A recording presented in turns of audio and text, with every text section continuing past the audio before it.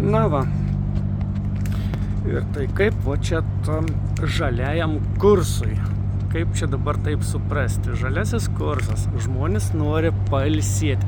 Pasižiūrėkim, kur tas žaliasis kursas eina. Va. Žmonės eina į žaliąjį kursą. Tai kodėl nepradeda nuo šaldytuvų elektrinių?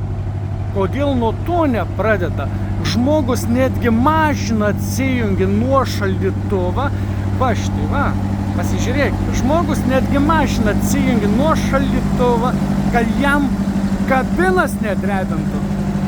O tai kaip pailsėti kitam žmogui šalia esančiam, aš nežinau, garsas belekoks, aš netgi už savęs neperšaukiu.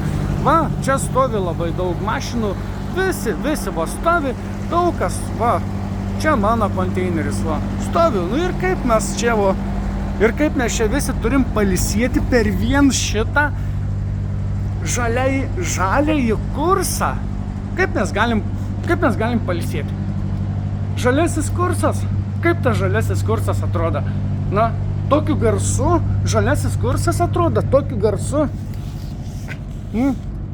Tokiu garsu žaliasis kursas atrodo. Va, šitai kiek vilkikų. Ir vienintelis va su žaliųjų kursu, ale. Nu, aš biški nesuprantu, biški ir valdžios.